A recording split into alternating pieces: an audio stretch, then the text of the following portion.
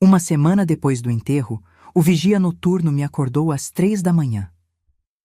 Dona, me desculpe, mas é grave. Acho que o seu filho... A voz dele tremia. Venha rápido, não posso dizer isso por telefone. Quando cheguei ao depósito dos fundos, o frio me subiu pela espinha, porque o que encontrei lá... O telefone tocou no meio da escuridão. 3 da madrugada. Aquele horário em que nada de bom pode acontecer. Eu ainda dormia do lado esquerdo da cama. O direito continuava vazio. 7 dias fazia aquele espaço sem o corpo quente de Alberto.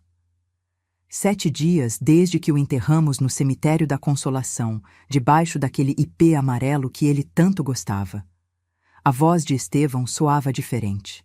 Ele era o vigia noturno do armazém de tecidos, o mesmo que Alberto havia contratado há 15 anos. Nunca o tinha ouvido assim, nervoso, quase assustado. Dona Clara, me desculpe por acordá-la a esta hora. O que foi, Estevão? Houve um assalto? É pior que isso, dona. Preciso que a senhora venha. Agora. Por favor, não posso dizer isso por telefone. O coração disparou. Vesti-me como pude. Um suéter sobre a camisola, os sapatos sem meias. As mãos tremiam enquanto eu procurava as chaves do carro. A casa estava em silêncio. Rodrigo e Vanessa dormiam no quarto de hóspedes, ou pelo menos era o que eu achava. O caminho até o armazém pareceu eterno. As ruas dos jardins estavam desertas, apenas alguns cachorros de rua e um bêbado apoiado num poste. O frio de novembro entrava nos meus ossos. Quando cheguei, Estevão me esperava na porta dos fundos. Seu rosto moreno estava pálido sob a luz amarelada do poste. Dona, o que vou lhe mostrar? A senhora tem que ver com seus próprios olhos. Ele me levou pelo corredor que conduzia ao depósito principal. Aquele lugar cheirava a minha vida inteira. A tecidos importados, ao cedro das prateleiras antigas, aos anos de esforço que Alberto e eu havíamos investido ali. 40 anos construindo aquele negócio do zero. Mas naquela madrugada, algo estava terrivelmente errado. As prateleiras estavam semi-vazias. Onde está a mercadoria? Sussurrei, sentindo o chão se mover sob meus pés. Estevão ligou o monitor do pequeno escritório. Mostrou-me os vídeos de segurança das últimas 2 semanas. E lá estava ele. Meu filho, Rodrigo. Entrando às 11 da noite com 3 homens que não reconheci. Carregando rolos completos de seda italiana, as rendas francesas que Alberto havia trazido pessoalmente de Lyon, os tecidos bordados à mão que valiam mais de 15.000 o rolo. Ele tem feito isso há 14 dias, dona. 3 vezes por semana. Sempre quando a senhora está dormindo. A imagem era nítida. Meu filho coordenando, dirigindo, vendendo o legado de seu pai como se fosse lixo. Estevão pegou uma pasta. Notas fiscais falsas. Recibos adulterados. Contatos com revendedores da 25 de março. Já vendeu mercadoria por 80.000 dona Clara. E tem mais. Ele me mostrou documentos que encontrou na mesa de Rodrigo. Reuniões agendadas com 3 imobiliárias diferentes. Avaliações do prédio completo. Plantas marcadas com divisões para venda por lotes. Mas o pior estava na última página. Uma procuração. No meu nome. Com a minha assinatura. Uma assinatura que eu jamais havia feito. Ele tentou falsificar sua assinatura, dona, para ter o controle legal de tudo. As pernas deixaram de me sustentar. Sentei-me na cadeira velha onde Alberto costumava revisar inventários. Aquela que ele mesmo havia estofado com retalhos de veludo verde. Meu filho, meu único filho, o menino que carreguei 9 meses, a quem amamentei, por quem Alberto e eu trabalhamos 12 horas por dia para dar uma vida melhor que a nossa. Aquele mesmo filho estava desmantelando pedaço por pedaço tudo o que seu pai havia construído. E tinham-se passado apenas 7 dias desde o funeral. 7 dias desde que o vi chorar ao lado do caixão. 7 dias desde que jurou em frente ao túmulo de Alberto que cuidaria de mim. Tem mais uma coisa, dona. Estevão pegou seu celular. Mostrou-me capturas de tela de conversas de WhatsApp. Não perguntei como ele as havia conseguido, apenas as colocou na minha frente. Eram mensagens entre Rodrigo e Vanessa. Quase lá, amor. Em mais 2 semanas, liquidamos tudo. E sua mãe? Deixa comigo. Já tenho o psicólogo no esquema. A gente declara ela como senil e pronto. Com a tutela em nossas mãos, vendemos tudo e vamos para Fernando de Noronha como planejamos. E se ela perceber? Não vai perceber. Está velha e deprimida. Nem revisa os papéis que eu coloco na frente dela para assinar. Cada palavra era uma punhalada. Fechei os olhos. Respirei fundo. O cheiro de café fresquinho que Alberto preparava toda manhã naquele escritório ainda permanecia, como um fantasma. "O que a senhora quer que eu faça?" perguntou Estevão com a voz embargada. "Posso chamar a polícia agora mesmo." Olhei para ele. Aquele homem leal que havia cuidado do nosso negócio durante 3 turnos completos, quando estávamos começando. Que havia chorado genuinamente no funeral de Alberto. Que estava me mostrando essa traição, mesmo que lhe doesse. "Não, Estevão, ainda não." "Dona?" Fiquei de pé. Algo dentro de mim havia quebrado, sim, mas algo também havia se acendido. Uma faísca de raiva, de indignação, de uma força que eu não sabia que ainda tinha. "Preciso que você me faça uma cópia de todos esses vídeos, de todos os documentos, de cada mensagem." "A senhora vai confrontá-lo?" Sorri. Foi um sorriso amargo, mas um sorriso. "Vou fazer algo melhor. Vou deixar que ele continue acreditando que sou uma velha boba que não percebe nada." Porque enquanto eu dirigia de volta para casa, enquanto o sol começava a romper o horizonte com tons laranjas sobre os prédios da cidade, entendi algo que Alberto sempre me dizia. "Clarinha, quem se acha muito esperto acaba sendo o mais bobo." E meu filho estava prestes a aprender essa lição, da forma mais dura. Se esta história está tocando seu coração, inscreva-se no canal para continuar me acompanhando neste relato, porque o que vem por aí, ninguém esperava. Deixem-me levá-los uma semana atrás, ao dia em que meu mundo se partiu em 2. Alberto morreu numa terça-feira, às 6 da manhã, em nossa cama, segurando minha mão.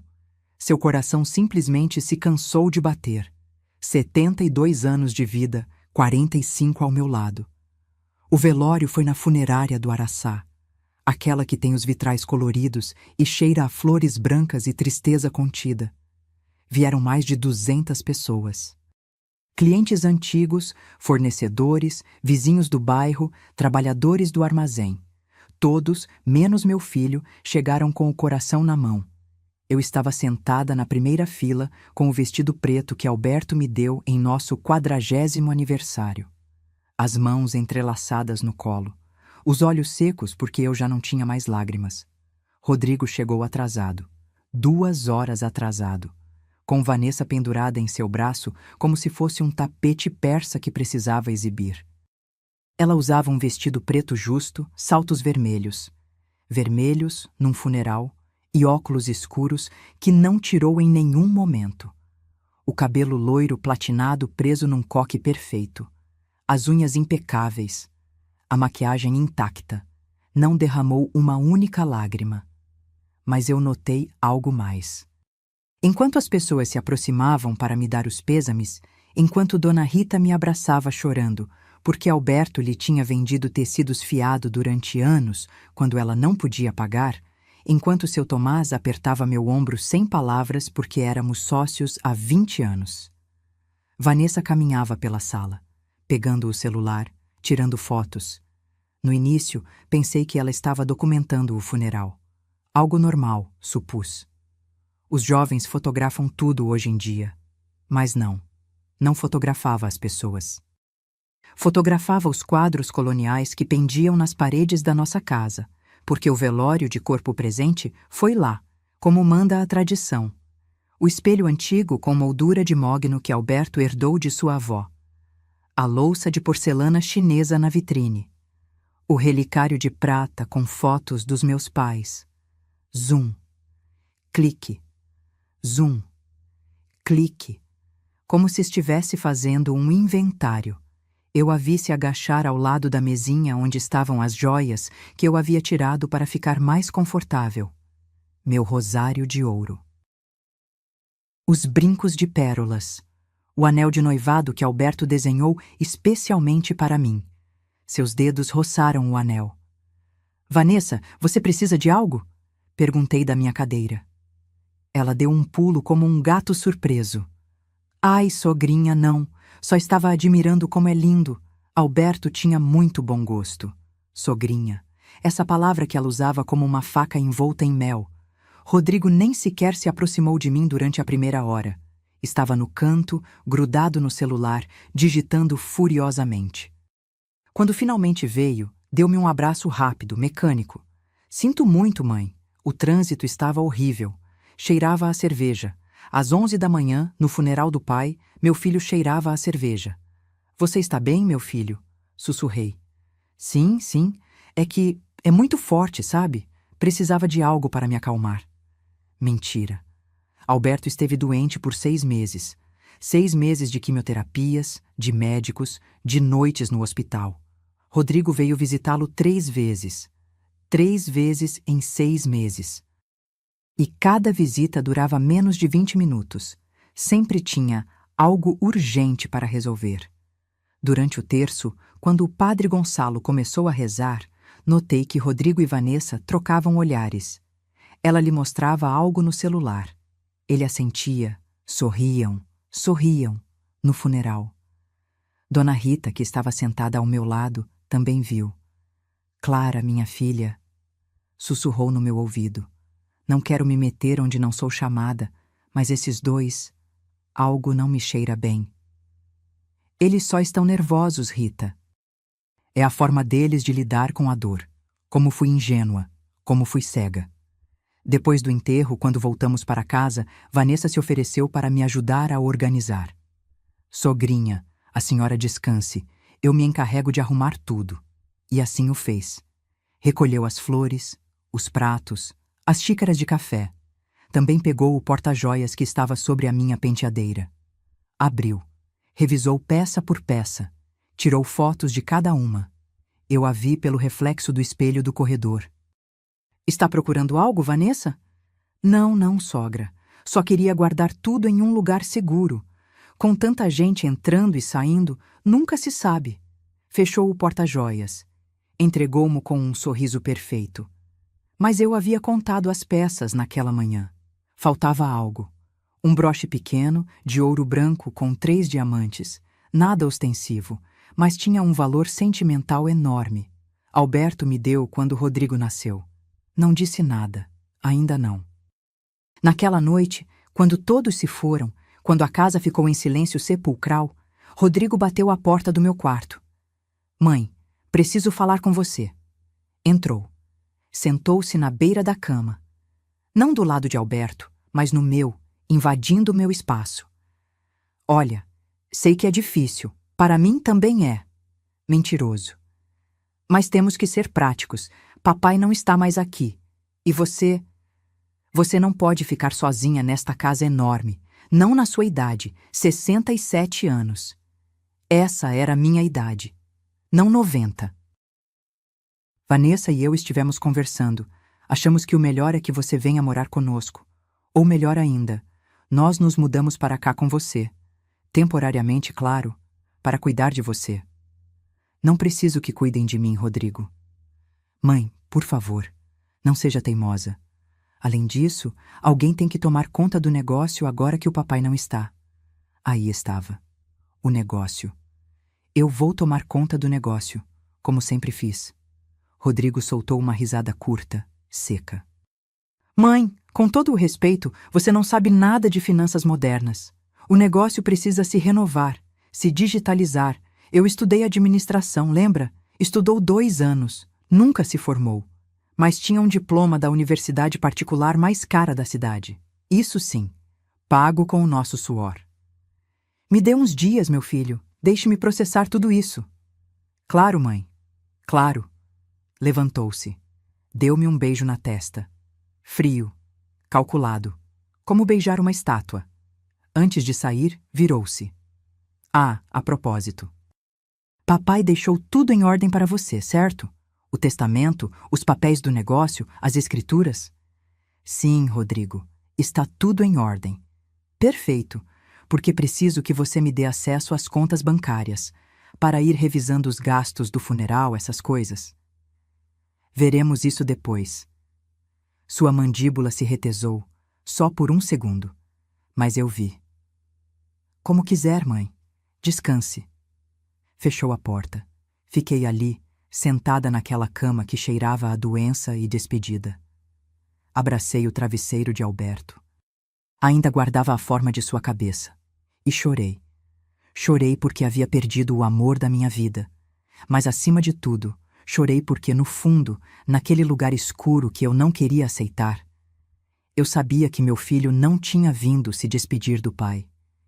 Tinha vindo reivindicar sua herança. E eu, como uma boba, ainda queria acreditar que estava errada. Mas o pior ainda não havia acontecido. Preciso que entendam algo. Para compreender o que veio depois, precisam saber quem fomos, Alberto e eu. O que construímos. E por que doeu tanto ver tudo desmoronando. Conheci Alberto em 1976. Eu tinha 19 anos. Ele, 26. Foi no mercado municipal, um sábado de manhã. Eu acompanhava minha mãe para comprar tecidos para fazer um vestido para minha irmã mais nova.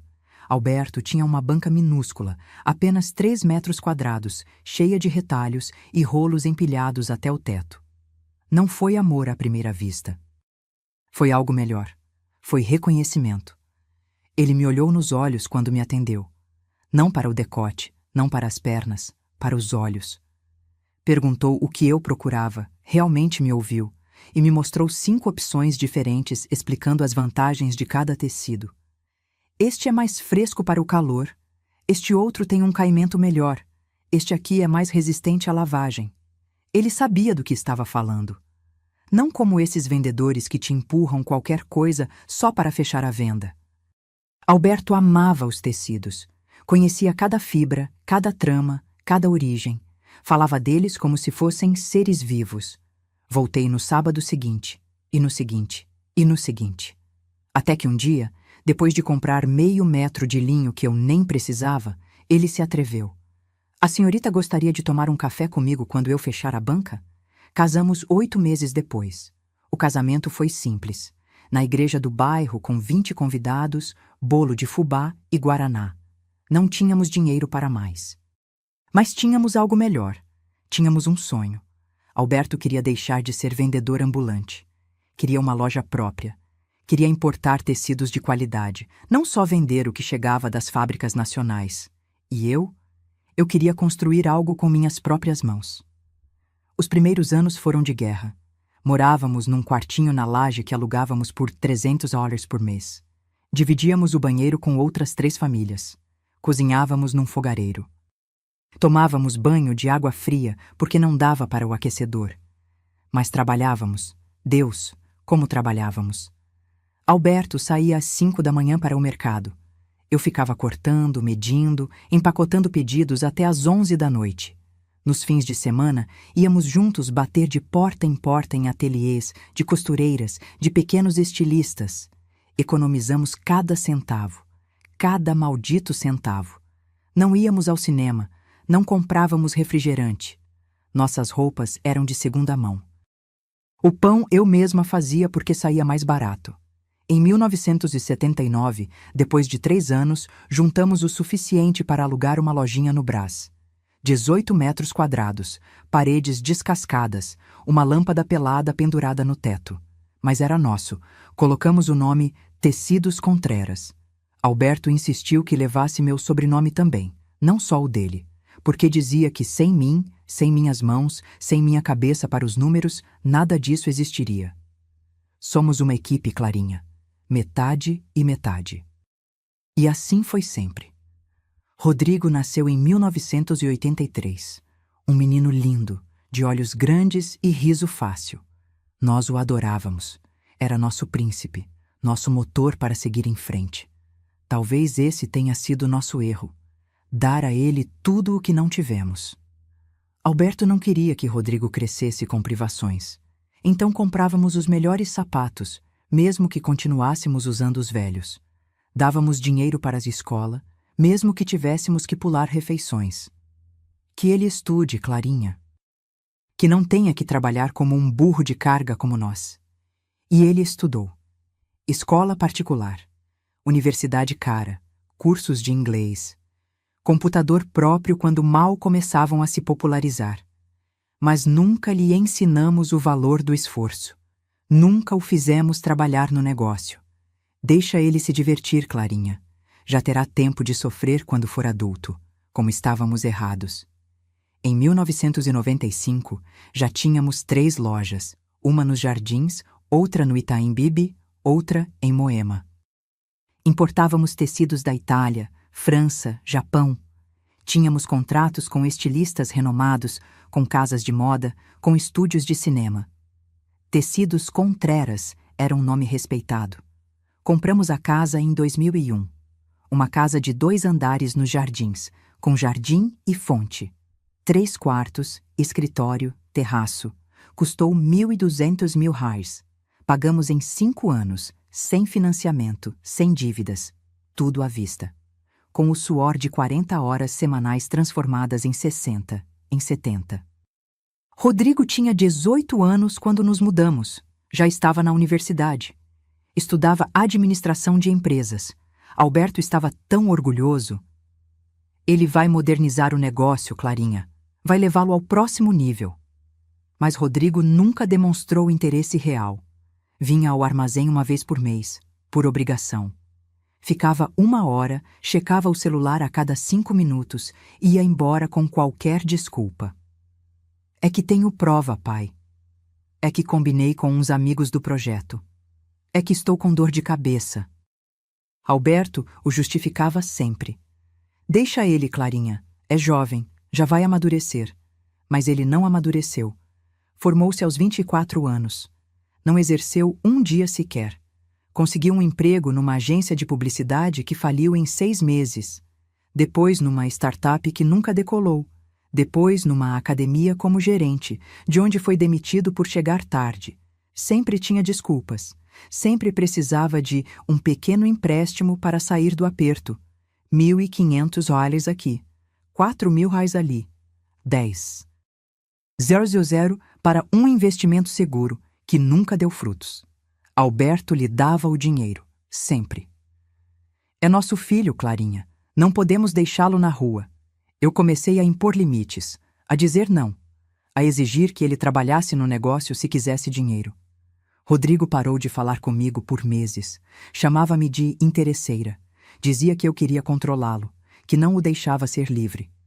Alberto ficava no meio, tentando mediar. Até que ele conheceu Vanessa. Isso foi há 5 anos. Ela trabalhava organizando eventos corporativos, ou assim dizia. Nunca vimos evidência real de seu trabalho, mas sempre usava roupas caras, bolsas de grife, unhas perfeitas. Rodrigo estava encantado. É a mulher da minha vida, mãe. Vou fazê-la feliz. Casaram-se 3 meses depois de se conhecerem. Um casamento ostensivo que não podiam pagar. Alberto e eu demos R$ 30.000. Vanessa fez as exigências. Um salão no Morumbi, jantar com lagosta, open bar premium, lua de mel em Fernando de Noronha. Eu tentei falar com Rodrigo. Meu filho, isso é muito dinheiro. Vocês não preferem algo mais íntimo e economizar para o futuro? Vanessa me ouviu. Ah, sogra, é que a senhora é de outra geração. Agora os casamentos são um investimento social.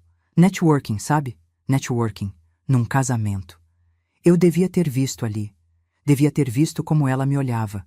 Como se eu fosse um obstáculo. Uma velha antiquada que não entendia o mundo moderno. Alberto, meu Alberto nobre e bom, queria acreditar no melhor de todos. Dê um tempo, Clarinha. Ela está nervosa com o casamento. Vai ver que ela se acalma. Mas ela não se acalmou. Piorou. E agora, sentada naquele depósito às 3 da manhã, vendo os vídeos do meu filho roubando o legado de seu pai, entendi algo terrível. Rodrigo nunca quis o negócio. Nunca quis honrar nossa memória. Só queria o dinheiro. E Vanessa? Vanessa só queria Rodrigo pelo que podia tirar dele. 2 parasitas disfarçados de família. E o pior de tudo era que Alberto morreu sem saber a verdade. 2 dias depois do funeral, Rodrigo bateu à minha porta com 3 malas. Mãe, já falamos sobre isso. Vanessa e eu vamos ficar com você por um tempo. Não tínhamos falado nada. Ele havia imposto. Eu, na minha dor, no meu cansaço, naquela névoa espessa que te envolve quando você perde seu companheiro de vida, simplesmente não tive forças para brigar. É temporário, certo? Perguntei, vendo Vanessa entrar atrás dele com mais 2 malas e 4 caixas. Claro, mãe, só até você se sentir melhor. Você não pode ficar sozinha nesta casa tão grande. A casa tinha 3 quartos. Eles pegaram o que havia sido de Rodrigo quando era criança, o que Alberto havia transformado em escritório depois que ele saiu. A escrivaninha de mogno, onde Alberto desenhava seus catálogos de tecidos. A cadeira giratória que ele tanto gostava. As estantes cheias de amostras de todo o mundo, tudo empurrado para um canto, coberto com um lençol, como se fosse lixo. Precisávamos de espaço para nossas coisas, sogrinha, disse Vanessa com aquele sorriso que nunca chegava aos olhos. Espero que não se importe. Sim, eu me importava, mas não disse nada. Ainda não. A primeira mudança foi sutil. Vanessa reorganizou a cozinha. É que, sogra, desculpe dizer, mas a senhora tem tudo muito desorganizado. Olhe, os pratos ficam melhor aqui, as panelas ali. É mais funcional, vê? Aquela cozinha havia sido organizada por mim durante 20 anos. Eu sabia exatamente onde estava cada coisa. Podia cozinhar de olhos fechados. Agora não encontrava nem as colheres. Ah, sogrinha, está ficando esquecida. As colheres sempre estiveram nessa gaveta. Mentira, nunca estiveram ali. Mas ela dizia com tanta segurança que me fazia duvidar de mim mesma. Depois vieram as amigas. Vanessa as convidava às terças e quintas à tarde. 5, 6 mulheres barulhentas que tomavam conta da sala. Gritavam, riam, fumavam no jardim, mesmo depois de eu pedir que não o fizessem. É minha casa também enquanto eu morar aqui, sogra. Tenho direito de convidar minhas amigas. Essa palavra. Direito. Como se morar sob meu teto lhe desse direitos automáticos sobre meu espaço, minha paz, minha vida. Uma tarde, desci para pegar um copo d'água. Eram 4 horas. Ouvi-as falando na sala. E quando vocês vão dar o fora daqui?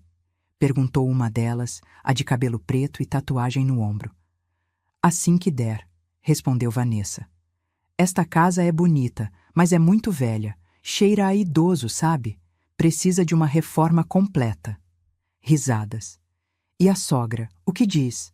A sogra está nas nuvens. Coitadinha, já está muito velha. Outro dia pedi para ela assinar uns papéis do mercado e ela nem leu, só assinou. Está ficando senil, eu acho. Mais risadas. Fiquei paralisada no corredor, com o copo vazio na mão. Papéis do mercado? Eu nunca assinei nada. Voltei para o meu quarto. Fechei a porta. Sentei-me na cama, respirando devagar, tentando controlar a raiva que subia pela minha garganta como bile. Naquela noite, Rodrigo entrou na cozinha enquanto eu preparava uma canja de galinha. A que Alberto gostava, com legumes picadinhos e um toque de coentro. Mãe, temos que falar do negócio.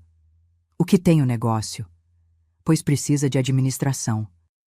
Revisei os livros contábeis e estão desatualizados. Você faz tudo à mão. Precisamos digitalizar, modernizar. Pousei a colher sobre a mesa. Rodrigo, eu cuido desses livros há 30 anos. Nunca houve um erro. Mas, mãe, não é assim que se fazem as coisas agora. Precisamos de um sistema, uma plataforma digital, redes sociais. Eu posso cuidar disso.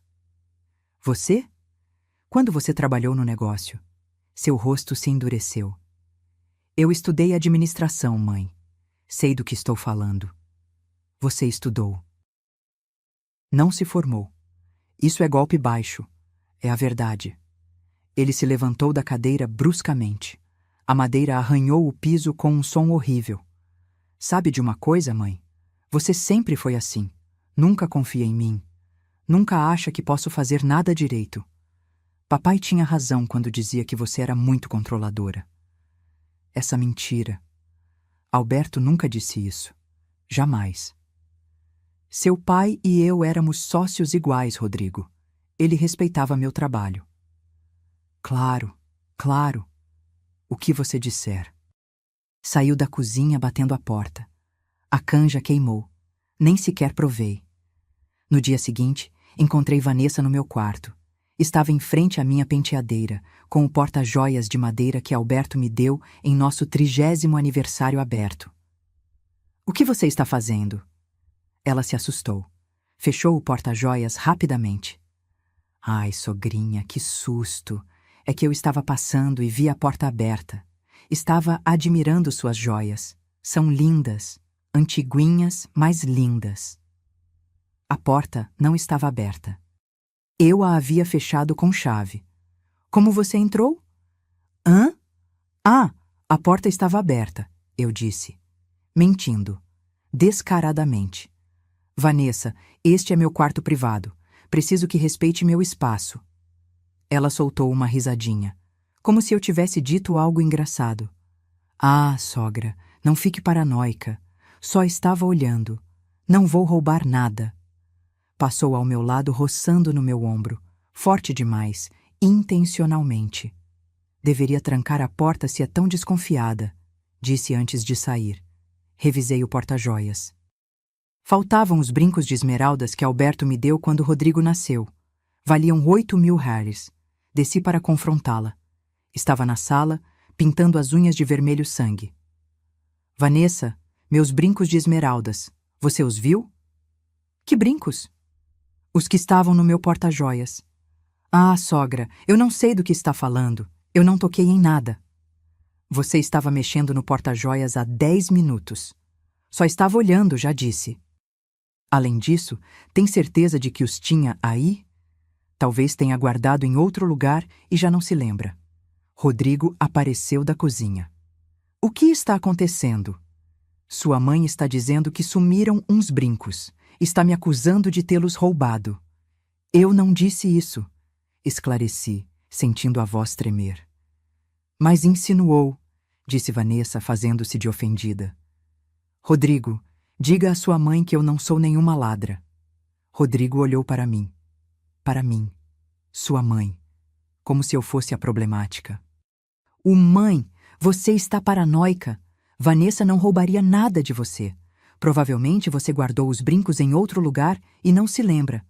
Rodrigo, eu sei perfeitamente onde... Já chega, mãe! Ele explodiu. Chega! Desde que o papai morreu você está insuportável. Tudo te incomoda. Tudo você acha ruim. Estamos aqui para te ajudar e você só torna a nossa vida impossível. Senti como se tivesse levado um tapa.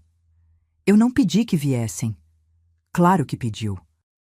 Você está sozinha, está vulnerável, está triste, precisa de companhia. O que eu preciso é de paz. Vanessa soltou uma risada seca. Paz?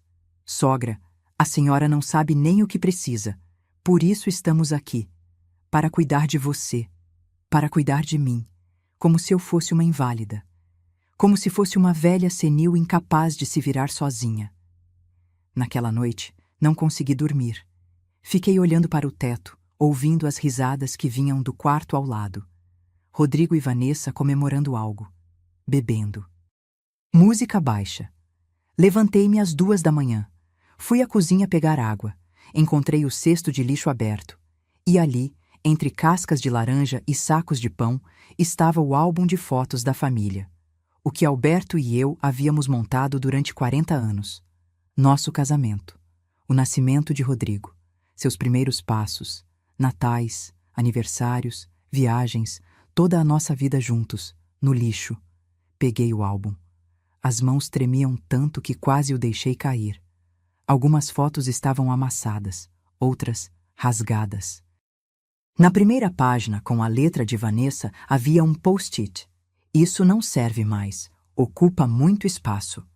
Abracei o álbum contra o peito, e ali, na escuridão da minha própria cozinha, na casa que Alberto e eu compramos com o suor de décadas.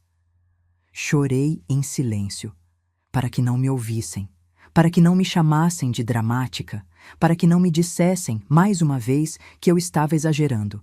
Mas algo dentro de mim, naquela noite, parou de doer e começou a arder. Agora vocês entendem por que aquela ligação de Estevão às 3 da manhã não me surpreendeu tanto quanto deveria. Eu já sabia que algo estava errado. Só não sabia quão profunda era a traição. Parada naquele depósito, vendo as prateleiras vazias, os vídeos de segurança, os documentos falsificados, tudo fez sentido. As saídas noturnas de Rodrigo para a academia. As ligações sussurradas que ele desligava quando eu entrava no quarto. A insistência de Vanessa para que eu assinasse papéis sem importância. Tudo era parte do plano. Dona, tem mais, disse Estevão, tirando-me dos meus pensamentos. Ele me mostrou uma pasta parda escondida atrás do arquivo. Dentro havia notas fiscais. Muitas notas. Vendas realizadas nas últimas 2 semanas. 12 rolos de seda italiana a 1.200 roscada. Vendidos a R$ 500. Prejuízo, R$ 8.400. 25 metros de renda francesa vintage a R$ 2.000 o metro. Vendidos a R$ 800. Prejuízo, R$ 30.000. 8 rolos de linho egípcio bordado à mão. Peças únicas que Alberto trouxe pessoalmente do Cairo há 10 anos. Vendidos por R$ 5.000 quando valiam R$ 30.000. A lista continuava. E continuava. E continuava. Quanto no total? Perguntei, embora não quisesse saber a resposta. Estevão checou suas anotações. R$ 80.000 em mercadoria vendida abaixo do custo. E isso é só o que consegui documentar. Pode ser mais. O escritório girou. Agarrei-me à mesa de Alberto para não cair. Aquela mesa onde ele passava horas calculando preços justos, margens corretas, onde acariciava os tecidos como se fossem tesouros. Porque eram. Cada peça naquele armazém tinha uma história, uma viagem, um fornecedor de confiança, anos de relações construídas. E Rodrigo estava doando tudo como se fosse lixo de feira. Aqui está o pior, dona. Estevão abriu 3 documentos sobre a mesa. Avaliações de imobiliárias. O prédio completo, depósito, escritórios, a loja do térreo, avaliado em R$ 3.000. As 3 avaliações eram da semana passada. Uma tinha uma nota manuscrita de Rodrigo. Urge venda rápida. Aceito R$ 2.500.000 se for à vista. Ele estava disposto a queimar o prédio por mais de R$ 500.000 abaixo do seu valor. Por que tanta pressa? Tem mais, dona. Me perdoe, mas eu revistei a mesa dele. Encontrei isto. Ele me entregou um envelope amassado, escondido na última gaveta. Dentro havia 3 cartões de crédito em nome de Vanessa Sanches Ruiz. As faturas anexadas mostravam dívidas de R$ 120.000. Compras em lojas de departamento, restaurantes caros, viagens, bolsas de grife, sapatos, spa, salão de beleza, uma vida de luxo paga com dinheiro que não tinham. Continuei revisando. Encontrei comprovantes de uma plataforma de apostas esportivas, em nome de Rodrigo Contreras. Perdas acumuladas, R$ 50.000. Em 6 meses. Meu filho era um viciado em jogo. Minha nora, uma gastadora compulsiva. E juntos haviam acumulado quase R$ 200.000 em dívidas. Por isso precisavam do dinheiro. Não era pura ambição. Era desespero. Dona... A voz de Estevão me tirou do choque. Também encontrei isto. Ele me mostrou seu celular. Capturas de tela de um grupo de WhatsApp chamado Projeto FN. FN. Fernando de Noronha. As mensagens eram entre Rodrigo e Vanessa. Li em silêncio, sentindo como cada palavra era um punhal. Rodrigo. Já vendi mais R$ 15.000 em tecidos. Estamos indo bem, Vanessa. E sua mãe continua sem suspeitar de nada? Rodrigo. De jeito nenhum. Está avoada desde que meu pai morreu. Nem checa o depósito. Vanessa. Perfeito. Já contatou o tabelião? Rodrigo. Sim. Ele me cobra 8.000 reais para fazer os papéis falsos da procuração. Diz que em 2 semanas está pronto. Vanessa. Vale cada centavo. Assim que tivermos o controle legal, vendemos tudo e damos o fora. Rodrigo. Tem certeza que quer Noronha? Eu prefiro Floripa. Vanessa. Tanto faz, amor. O importante é sair desta cidade horrível e da sua mãe dramática. Rodrigo. KKK. Eu sei, sempre foi assim. Controladora e amargurada. Vanessa. Você acha que ela vai dar problema quando dissermos que vamos colocá-la no asilo? Rodrigo. Deixa comigo. Já tenho o psicólogo no esquema. Ele vai avaliá-la, vai dizer que está senil e pronto. Tutela legal para nós. Vanessa. Você é um gênio, meu amor. Rodrigo. Eu sei. Meu pai sempre foi muito mole com ela. Por isso nunca crescemos como empresa. Vanessa. Não importa mais. Em 2 meses estamos na praia com 5 milhões de reais na conta. Rodrigo. E minha mãe num asilo bonito. Também não somos pessoas ruins. Vanessa. Claro que não, bebê. Só estamos sendo práticos. O celular escorregou das minhas mãos. Estevão o pegou antes que caísse no chão. Como você conseguiu isso? Sussurrei. O filho do meu compadre trabalha na academia onde o seu Rodrigo vai. Uma vez ele o viu deixar o celular desbloqueado no vestiário. Tirou fotos rápido. Me mandou porque sabia que algo estranho estava acontecendo. Respirei fundo. 1 vez, 2 vezes, 3. Eu não ia desmaiar. Eu não ia chorar. Não desta vez. Estevão, preciso que me faça um favor. O que a senhora precisar, dona? Copie tudo isso. Vídeos, documentos, mensagens, tudo. Em 3 pendrives diferentes. Sim, dona. E não diga a ninguém que me mostrou isso. A ninguém. Nem à sua esposa, nem aos seus filhos, nem ao seu compadre. Entendido? Entendido. Se Rodrigo lhe perguntar algo, você não sabe de nada. Não viu nada. Certo? Claríssimo, dona Clara. Sentei-me na cadeira de Alberto.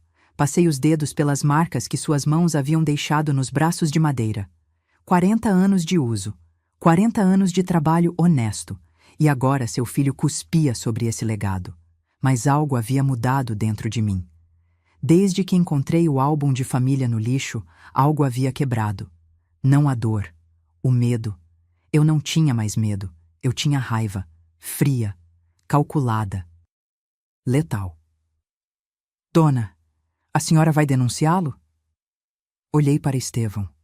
Aquele homem leal que havia protegido nosso negócio por 15 anos, que chorou no funeral de Alberto porque gostava dele de verdade. Ainda não, respondi. Primeiro vou deixar que ele continue acreditando que sou uma velha boba. Dona, sorri. Foi um sorriso que eu mesma não reconheci. Rodrigo vai aprender algo que seu pai nunca pôde lhe ensinar. O quê? Que a mulher mais perigosa é aquela que você subestima.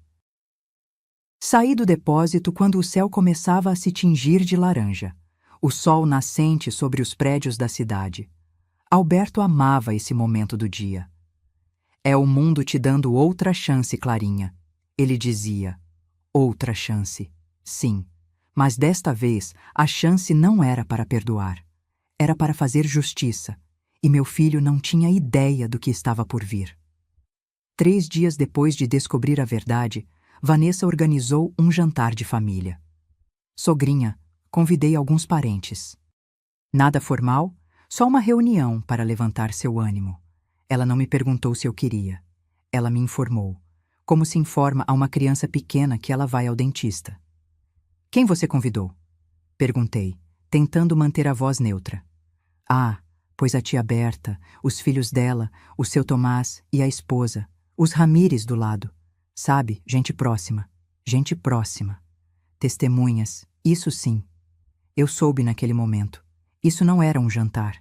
Era uma emboscada. Passei aqueles 3 dias atuando. Fingindo que não sabia de nada. Deixando que Vanessa reorganizasse minha casa, que Rodrigo saísse para a academia às 10 da noite, que ambos falassem comigo como se eu fosse uma idosa desorientada. Sogra, já tomou suas vitaminas? Mãe, lembrou de desligar o fogão? Sogrinha, melhor eu dirigir. A senhora já não enxerga bem à noite. Cada frase era uma gota de veneno, mas eu sorria, assentia, deixava que acreditassem que estavam ganhando. Enquanto isso, contatei minha sobrinha Bruna, a filha mais nova da minha irmã Berta, advogada, 38 anos, brilhante, com um escritório próprio especializado em direito de família e sucessões. Liguei para ela de um telefone público. Sim, eles ainda existem. Na esquina da farmácia, onde Rodrigo nunca me veria. Tia Clara, você está bem? Quase não atende o celular. Preciso te ver. A sós. É urgente. Nos encontramos numa cafeteria no centro, longe dos jardins. Mostrei a ela as cópias que Estevão havia me dado. Os vídeos. Os documentos. As mensagens de WhatsApp. Bruna empalideceu enquanto revisava tudo. Tia, isso é fraude, falsificação de documentos, apropriação indébita. Rodrigo pode ir para a cadeia. Eu sei. Quer que eu apresente uma queixa? Ainda não. Por quê? Fiquei olhando para minha xícara de café. Já estava frio. Porque primeiro quero que ele sinta o que eu senti. A humilhação, o desprezo, a traição. Bruna pegou minha mão sobre a mesa. Tia, eu te entendo, mas isso é delicado. Se esperarmos muito, ele pode vender mais coisas, pode falsificar mais documentos. Estevão está vigiando. Eles não vão tirar um alfinete a mais daquele depósito sem que saibamos. E a procuração falsa? Aí é que você entra. Preciso que contate o tabelião verdadeiro. O tabelião Medeiros, o que fez o testamento de Alberto. Que ele tenha tudo pronto caso Rodrigo tente apresentar documentos falsos. Bruna assentiu, tomando notas em seu celular. Algo mais? Sim. Investigue as dívidas da Vanessa. Preciso saber exatamente quanto ela deve e a quem. Isso eu consigo em 2 dias. Perfeito. E Bruna, preciso que você venha ao jantar de sexta-feira. O jantar de família? Sim, apenas esteja lá. Observe, não diga nada ainda. Tia, o que você está planejando? Sorri. Aquele sorriso novo que eu havia descoberto, o que dava medo. Justiça, minha filha. Apenas justiça. A sexta-feira chegou rápido demais. Vanessa decorou a casa como se fosse dela.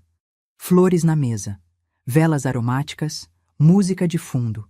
Havia encomendado comida de um restaurante caro. Com o meu dinheiro, é claro. Os convidados chegaram às 7. Tia Berta, minha irmã mais velha, com seu marido Jacinto, Bruna e seu irmão Gui, seu Tomás e sua esposa Elisa, os sócios leais de Alberto, os Ramires, nossos vizinhos há 30 anos, 10 pessoas no total. Todos me abraçaram com genuína preocupação. Clara, como você tem estado? Estamos te achando mais magra. Está comendo bem?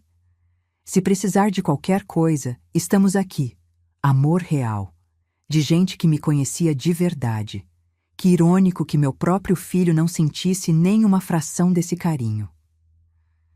O jantar começou normal. Era um pequeno churrasco, com arroz, farofa e vinagrete. Conversas sobre o clima, sobre o trânsito, sobre as festas de fim de ano que se aproximavam. Rodrigo estava especialmente amável, atento. Servia água, oferecia pão, perguntava se alguém precisava de algo. O filho perfeito. Vanessa, por sua vez, fazia o papel de nora devota, preocupada, carinhosa, sempre cuidando de mim. Sogrinha, quer mais carne? Deixa eu te servir. Cuidado com o prato quente, sogra. Não vá se queimar. Teatro barato. Mas todos compravam a encenação, até que chegou a sobremesa, pudim de leite condensado, o favorito de Alberto. Vanessa o serviu cerimoniosamente. E então, enquanto todos comiam, ela soltou a bomba. Bom, família, Rodrigo e eu convidamos vocês hoje porque precisamos falar de algo importante. Meu garfo congelou no meio do caminho. É sobre a mãe do Rodrigo, sobre a Clara. Todos se viraram para mim. Vejam, não é fácil dizer isso, mas temos notado mudanças preocupantes no comportamento dela. Silêncio absoluto.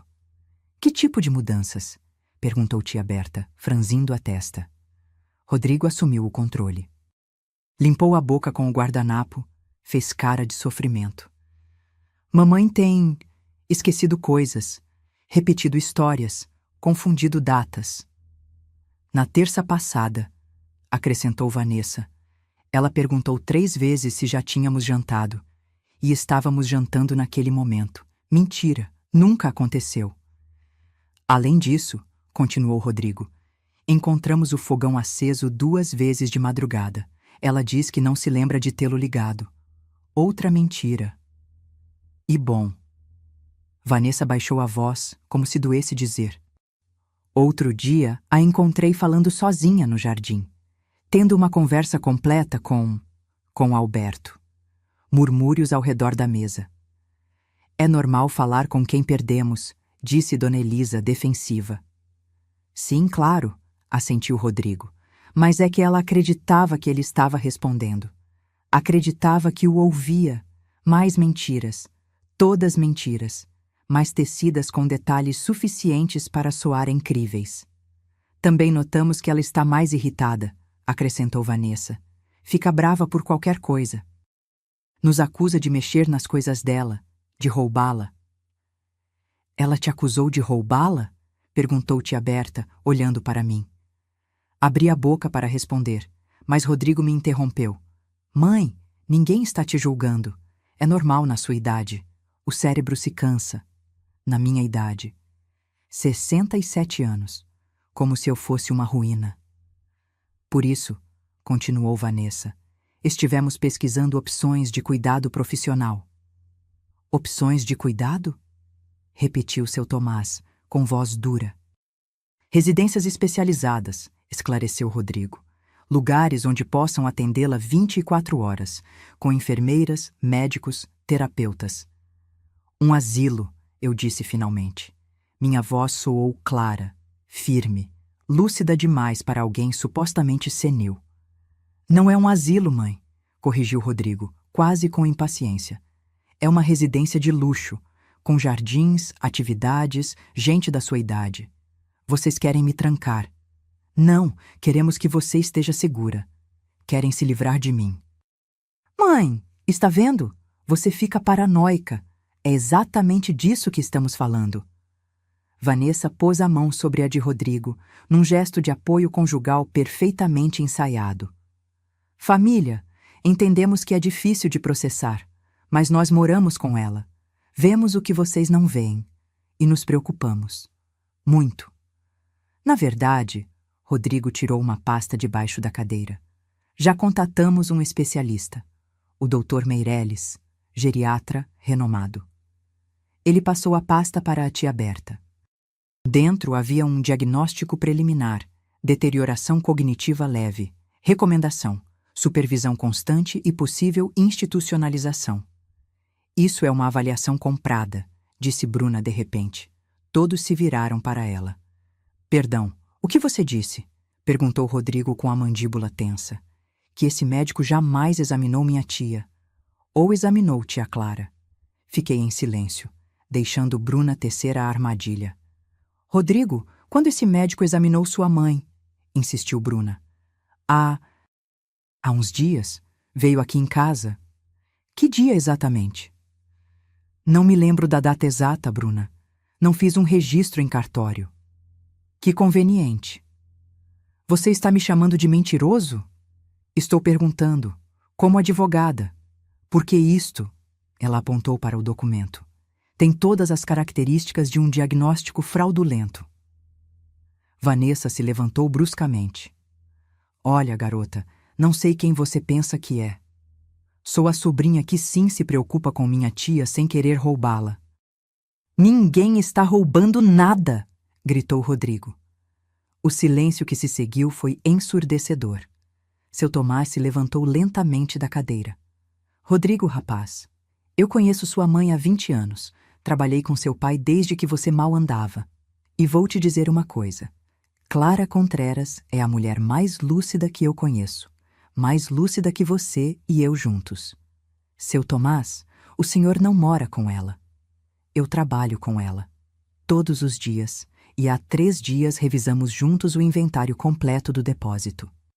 Cada número, cada peça, cada nota fiscal, sem errar uma única vez. Rodrigo empalideceu. Isso não prova nada. Prova que ela não está senil, interveio tia Berta. Clara, minha filha, o que você diz de tudo isso? 10 pares de olhos cravados em mim. Era o meu momento. Eu podia explodir, revelar tudo, destruí-los ali mesmo na frente de todos. Mas não, ainda não. Estou cansada, disse simplesmente. Acho que vou me retirar para o meu quarto. Mãe, aproveitem a sobremesa. Com licença. Levantei-me da mesa com toda a dignidade que consegui reunir. Caminhei em direção às escadas. Ouvi murmúrios atrás de mim. Bruna me defendendo. Seu Tomás questionando. Tia Berta exigindo explicações. E Vanessa com aquela voz adocicada e venenosa. Estão vendo? Ela fica assim, dramática. Nos faz passar vergonha na frente de todos. Cheguei ao meu quarto, fechei a porta. E só então, só ali, na privacidade da minha dor, eu me permiti chorar. Não de tristeza, de raiva, porque haviam me humilhado na minha própria casa, na frente da minha família, usando minha dor como arma, pintando-me como uma louca, como um fardo, como um estorvo do qual era preciso se livrar. Mas enquanto as lágrimas rolavam, enquanto eu abraçava o travesseiro que ainda cheirava a Alberto, fiz uma promessa. Esta humilhação seria a última, porque o jogo estava apenas começando, e eu sempre fui uma jogadora melhor do que Rodrigo imaginava. Parte 9. A grande confrontação. Justiça poética. A história continua diretamente. Na manhã seguinte, Bruna apareceu na minha porta às 8 da manhã. Bati no vidro do carro dela antes que ela descesse. Entrei rápido. Dirige, para longe daqui. Ela não perguntou nada. Arrancou. Rodrigo e Vanessa ainda dormiam, ou pelo menos parecia. Eu já não confiava em nada que acontecia dentro daquela casa. Fomos a um café em Pinheiros, um pequeno, escondido, onde ninguém nos conhecia. Bruna pediu 2 cafés expressos e um prato de pão de queijo que nenhuma de nós tocou. Tia, ontem à noite foi um pesadelo. Eu sei. Depois que você saiu, tentei confrontá-los com mais força. Rodrigo ficou agressivo. Vanessa começou a chorar, fazendo-se de vítima. Disse que só queriam o melhor para você. E os outros? O seu Tomás não acreditou numa palavra deles. Sua irmã Berta está confusa. Diz que Rodrigo sempre foi complicado, mas que nunca o imaginou capaz de algo assim. Tomei um gole de café. Amargo. Perfeito. Você investigou as dívidas da Vanessa? Bruna pegou seu tablet. Mostrou-me uma planilha. 3 cartões de crédito. Total, 120 mil reais. Taxa de juros média, 48% ao ano. Está há 6 meses sem pagar o mínimo. Já foi processada por 2 bancos. E o Rodrigo? A plataforma de apostas o colocou no Serasa. Ele deve 50 mil, mais os juros de mora. Já passa de 65 mil. Fiz os cálculos mentais. Quase 200 mil reais em dívidas. Por isso a urgência. Por isso o plano de vender tudo rápido. Tem mais, tia. Investiguei o Dr. Meirelles, o do diagnóstico falso. E? Foi expulso do Conselho de Medicina há 2 anos. Má conduta. Vendia atestados médicos falsos para a aposentadoria por invalidez. Rodrigo pagou 5 mil reais por aquele papel. 5 mil reais. Para me declarar demente.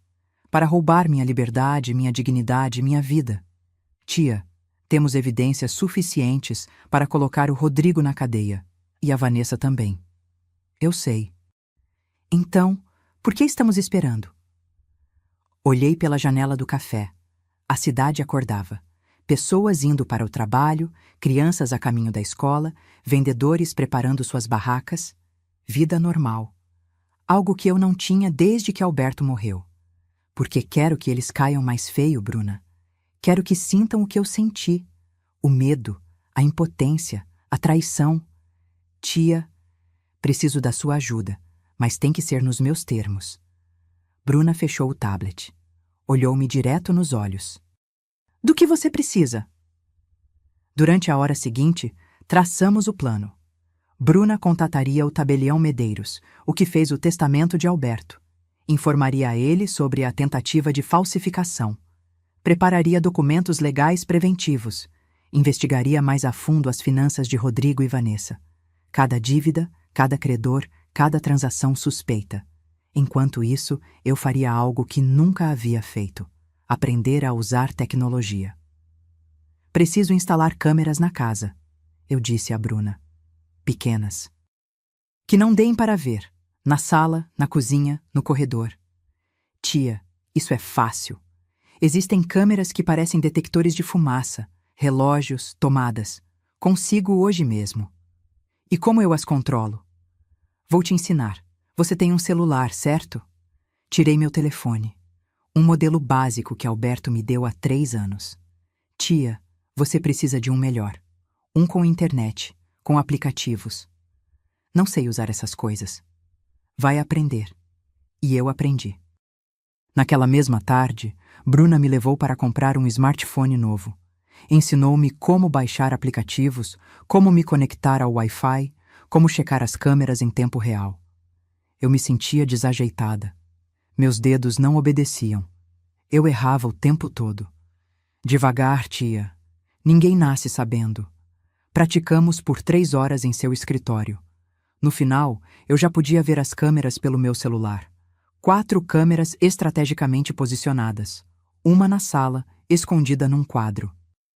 Uma na cozinha, dentro de um relógio de parede. Uma no corredor que dava para os quartos, camuflada num detector de fumaça. Uma no escritório de Alberto, dentro de uma luminária. Elas gravam automaticamente quando detectam movimento, explicou Bruna. Tudo fica salvo na nuvem. Mesmo que destruam as câmeras, as gravações estão seguras. E eles não podem apagá-las? Não. Só você tem acesso com sua senha. Perfeito. Naquela noite voltei para casa às 7. Rodrigo estava na sala vendo televisão. Onde você estava, mãe? Vanessa preparou comida. Fui ao médico. Ao médico? Que médico? Um check-up. Sabe, coisas da idade. Eu disse isso com aquela voz de idosa frágil que eles esperavam ouvir. Funcionou. Rodrigo voltou sua atenção para a televisão. Que bom que está se cuidando. Deveria ir mais vezes. Sim, meu filho. Você tem razão. Subi para o meu quarto. Tranquei a porta. Abri o aplicativo no meu celular novo. As 4 câmeras estavam ativas. Eu podia ver a sala onde Rodrigo continuava vendo televisão. A cozinha, onde Vanessa preparava algo que cheirava a queimado. O corredor, vazio. O escritório de Alberto, intacto. Esperei. Às 9 da noite, Rodrigo bateu à minha porta. Mãe, está acordada? Sim, meu filho. Posso entrar? Entre. Ele entrou com um envelope na mão. Olha, preciso que você assine estes papéis. Que papéis? São do plano de saúde, para atualizar sua apólice. Nada importante. Peguei o envelope. Abri devagar, como se minhas mãos tremessem pela idade. Dentro havia 3 documentos. Nenhum era do plano de saúde. Eram procurações, para dar a ele controle total sobre minhas contas bancárias, minhas propriedades, minhas decisões médicas. Rodrigo, isto não é do plano de saúde. Claro que é, mãe, olhe bem. Diz procuração pública. Ah, mãe, é a mesma coisa. É parte do trâmite do plano. Mentira atrás de mentira, atrás de mentira. Preciso ler com calma. Para quê? É só linguagem jurídica chata. Só assina aqui, aqui e aqui. Não vou assinar nada sem ler. Seu rosto se endureceu. Mãe, não comece com sua teimosia. Não é teimosia, é prudência. Olha, se você não confia em mim, diga de uma vez. Eu não disse isso. Mas pensa, sempre pensou. Eu nunca fui suficiente para você. Lá vinha a chantagem emocional. Rodrigo, você é meu filho. Eu te amo, mas não vou assinar papéis que não entendo. São do plano de saúde? Então posso lê-los amanhã com calma e assino depois de amanhã. Eu preciso deles hoje. O prazo vence amanhã. Então vai vencer. Ele ficou parado ali, respirando forte, com os punhos cerrados. Por um momento, temi que ele me batesse, mas ele se controlou. Sabe de uma coisa, mãe? Faça o que quiser. Você sempre faz o que quer de qualquer maneira. Saiu batendo a porta. A câmera do corredor capturou tudo, descendo as escadas furioso. Entrando na sala onde Vanessa o esperava. Ela assinou? Perguntou ela. Não. A velha desconfiada não assinou. Você disse o negócio do plano? Sim, mas ela não engoliu. Droga, Rodrigo. Precisamos dessas assinaturas. Eu sei, mas não posso forçá-la. Ela ficaria mais desconfiada. Vanessa roeu uma unha perfeitamente feita. Então temos que acelerar o plano B. Que plano B? O do psicólogo, que a declare incapaz. Assim conseguimos a tutela legal sem a assinatura dela. Isso leva tempo. Nem tanto. O Dr. Meirelles disse que em 2 semanas pode ter os papéis, mas precisamos de evidência da deterioração mental dela. Que tipo de evidência? Vanessa sorriu. Aquele sorriso de serpente que eu já conhecia bem. Deixa comigo. Do meu quarto, com o celular na mão, eu vi tudo. Ouvi tudo. E gravei tudo. No dia seguinte, seu Tomás veio me visitar. Marquei com ele no depósito, não em casa. Clara? O que está acontecendo? Ontem à noite seu filho me ligou perguntando pelos livros contábeis do negócio. O que você disse a ele? Que você é a sócia majoritária e que sem sua autorização eu não dou nada. Ele ficou bravo. Muito bravo. Obrigada, Tomás. Preciso que continue assim. Não dê a ele absolutamente nada. Você vai me contar o que está acontecendo? Respirei fundo e contei tudo. Os roubos, as notas falsas, as dívidas, o plano para me declarar senil, para me trancar num asilo, para ficar com tudo. Seu Tomás empalideceu enquanto ouvia. Quando terminei, ele bateu na mesa com o punho. Esse maldito desgraçado. Alberto deve estar se revirando no túmulo. Por isso ele não pode saber de nada, Tomás. Preciso que você haja normalmente, como se não soubesse de nada. Por que não o denunciamos já? Porque quero mais evidências. Quero que ele caia tão feio que não consiga se levantar nunca mais. Tomás me olhou com respeito renovado. Alberto sempre dizia que você era a mais forte dos dois. Agora eu entendo por quê. Você vai me ajudar?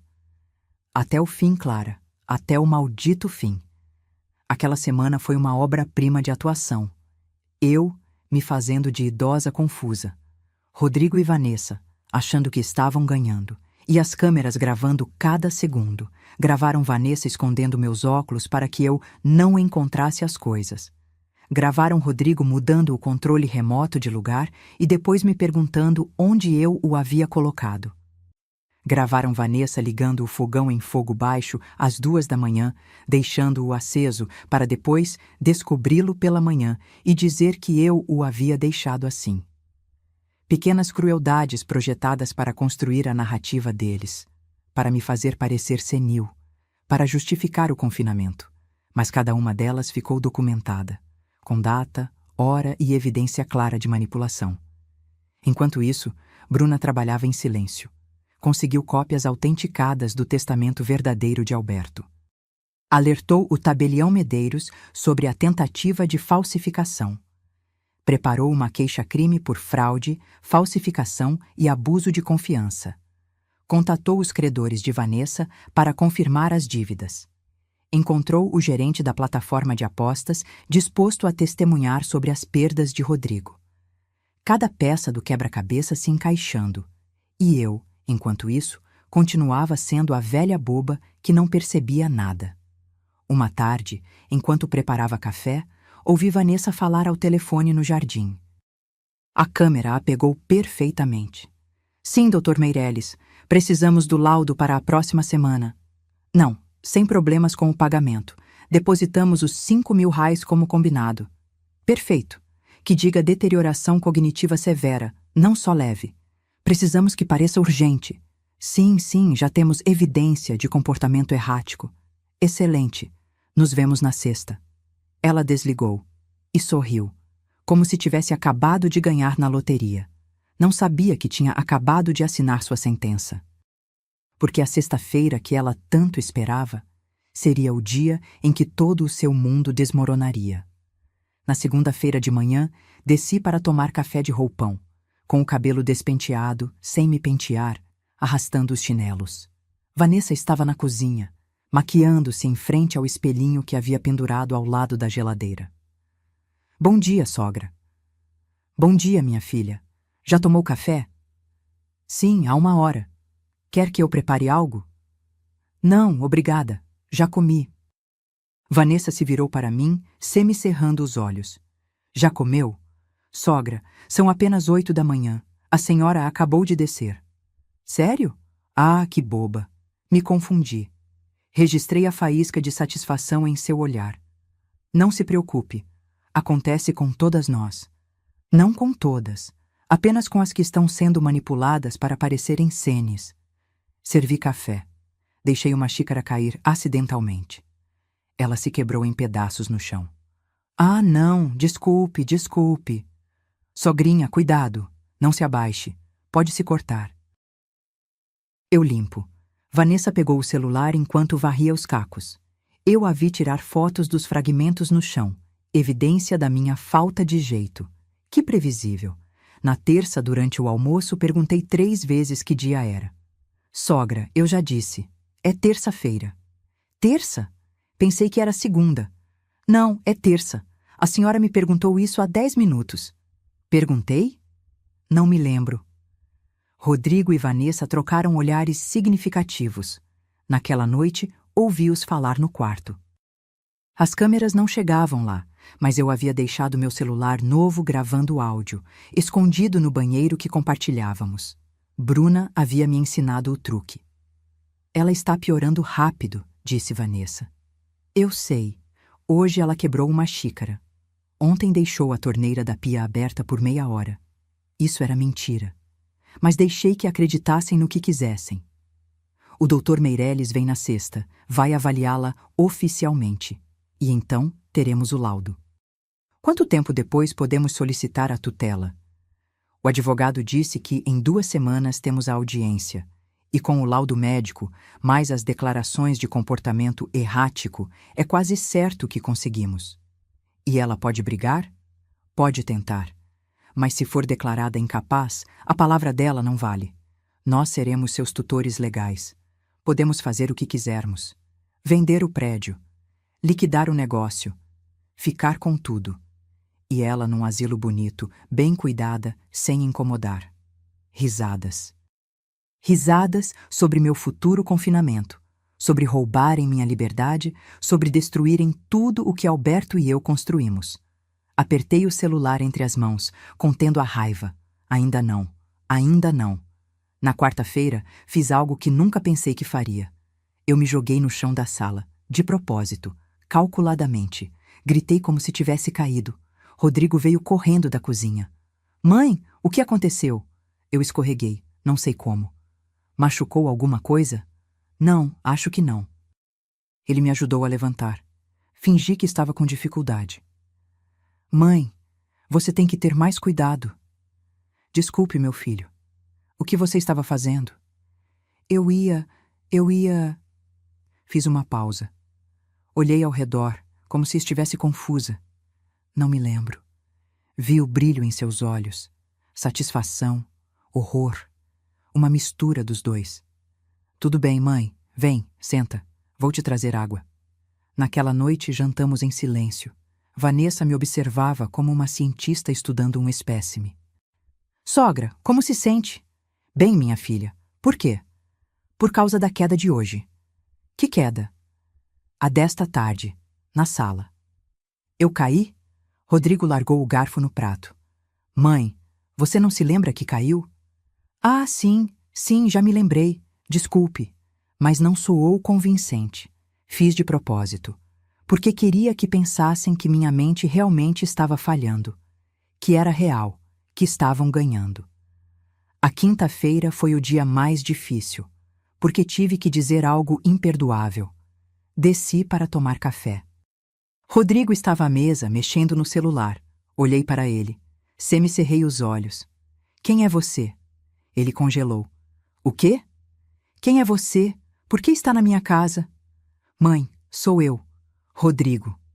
Seu filho. Rodrigo? Não, não. Rodrigo é um menino. Você é um homem. Ele se levantou da cadeira, pálido. Mãe, você está brincando, certo? Manti o olhar vazio, distante. Eu não te conheço. Eu sou seu filho. Não grite. Você me assusta. Vanessa veio correndo de cima. O que está acontecendo? Ela não me reconhece. Disse que não sabe quem eu sou. Vanessa olhou direto nos meus olhos, e eu sustentei a atuação. Olhar perdido, confusão, medo. Sogra, é o Rodrigo. Seu filho. Não o reconhece? Meu filho? Meu filho é pequeno. Tem 7 anos. Rodrigo se deixou cair na cadeira, com as mãos na cabeça. Meu Deus, ela está pior do que eu pensava. Foi a atuação mais difícil da minha vida, porque tive que ver a dor em seu rosto e não desmoronar. Tive que fingir que não reconhecia o menino que pari, a quem amamentei, de quem cuidei quando teve catapora e não dormi por 3 noites seguidas. Mas eu fiz, porque precisava que acreditassem, completamente, sem dúvidas. Esperei 5 minutos, então pisquei, como se saísse de uma névoa. Rodrigo? Mãe, já me reconhece? Claro que sim, meu filho. Por que eu não te reconheceria? Porque há um momento você disse... O que eu disse? Que não sabia quem eu era. Não diga bobagens. Você é meu filho. Ele trocou olhares com Vanessa. Mãe, você está se sentindo bem? Sim, perfeitamente. Por que todo mundo me pergunta isso? Por nada. Por nada. Naquela tarde, enquanto eles achavam que eu dormia à sesta, ouvi-os ligar para o Dr. Meirelles. Doutor, precisamos adiantar a consulta. É urgente. Esta manhã ela não me reconheceu. Sim, sério. Pensou que eu era um estranho. Não. Durou uns minutos e depois voltou à normalidade. Mas não se lembrava do episódio. O senhor pode vir amanhã em vez de sexta? Perfeito. Às 3 da tarde. Esperamos o senhor aqui. Ele desligou. Imediatamente liguei para a Bruna do meu celular novo. Eles adiantaram a visita do médico falso. Amanhã às 3. Quer que eu vá? Não. Mas preciso que tenha tudo pronto. Por via das dúvidas. Tudo? Os documentos, as queixas, as evidências. Tudo. Tia, tem certeza? Podemos pará-los amanhã mesmo. Ainda não. Quero o laudo falso nas minhas mãos. É a peça final. É arriscado. Eu sei, mas confie em mim. Houve silêncio do outro lado. Está bem, tia, mas eu estarei do lado de fora da sua casa, no meu carro. Qualquer coisa, me liga e eu entro. Combinado. A sexta-feira chegou nublada. Céu cinzento, ar frio, ameaça de chuva. Como se o clima soubesse que algo importante estava para acontecer. Vesti-me com especial cuidado. Um suéter velho de Alberto que ainda guardava seu cheiro. Calças confortáveis, o cabelo preso sem muito cuidado. A imagem perfeita de uma idosa descuidada. Às 3 em ponto, a campainha tocou. Vanessa abriu a porta com um sorriso enorme. Doutor Meirelles, que prazer. Entre, entre. Era um homem baixo, robusto, com óculos grossos e uma maleta de couro gasta. Não inspirava confiança. Inspirava pena. Dona Clara, muito prazer. Sou o Dr. Meirelles. Ele estendeu a mão. Apertei-a fracamente. Doutor? Estou doente? Não, não. Só vim lhe fazer umas perguntas. Uma avaliação de rotina. Por quê? Rodrigo interveio. Porque queremos ter certeza de que você está bem, mãe. Só isso. Ah, bom. Sentamos na sala. O médico abriu sua maleta. Tirou formulários, um tablet, um medidor de pressão. Bem, Dona Clara. Vou lhe fazer algumas perguntas simples. De acordo? De acordo. Que dia é hoje? Fiz uma pausa longa. Quinta? Não, dona. É sexta-feira. Ah, sim. Sexta. Em que mês estamos? Em... Olhei para Rodrigo como se buscasse ajuda. Não a ajude, por favor, disse o médico. Novembro, respondi finalmente. Correto. E em que ano? 2025. Nota: ajustado para o ano atual da interação original. Muito bem. Agora, pode me dizer seu endereço completo? Eu disse. Corretamente. O nome do seu esposo? Alberto Contreras. Onde ele está agora? Baixei o olhar. Morreu. Quando? Há pouco tempo. Pode ser mais específica? Há 2 semanas, acho. Foi há 3. Mas eu precisava que pensassem que eu não tinha certeza. O médico tomou notas. Continuou com perguntas de memória, de orientação, de cálculo. Errei algumas deliberadamente. Acertei outras para manter a credibilidade. O equilíbrio perfeito entre lucidez e confusão. Agora, dona, vou lhe dizer 3 palavras. Quero que as memorize. Mais tarde vou perguntar quais eram. Pronta? Sim. Casa, janela, cachorro. Casa, janela, cachorro. Perfeito. Ele seguiu com outros testes. Desenhar um relógio. Eu o fiz errado, colocando os números fora do círculo. Subtrair 7 de 100, sucessivamente. Eu me confundi no terceiro número. Nomear animais em 1 minuto. Só mencionei 6. Tudo calculado, tudo medido. Finalmente, depois de 40 minutos, ele fechou sua pasta. Bem, dona Clara, uma última pergunta. Lembra-se das 3 palavras que lhe disse no início? Fingi pensar. Casa. Sim. E janela. Correto. E a terceira? Silêncio. Olhei para o teto, para a janela, para minhas mãos. Não me lembro. Está bem, não se preocupe. O médico se levantou. Falou com Rodrigo e Vanessa em voz baixa, mas alta o suficiente para que eu ouvisse. A deterioração é evidente. Desorientação temporal, falhas na memória recente, dificuldade com tarefas de cálculo. Recomendo supervisão constante. Quão grave é, doutor? Perguntou Vanessa com falsa preocupação. O suficiente para considerar cuidado especializado. Vou emitir o laudo médico recomendando a tutela legal. Quando podemos tê-lo? Envio por e-mail esta noite. E o original autenticado chega por motoboy amanhã. Perfeito, doutor. Muito obrigado. Eles o pagaram em dinheiro. Vi as notas mudarem de mãos. 5.000 hars, o preço da minha liberdade, segundo eles. O preço da destruição deles, segundo eu.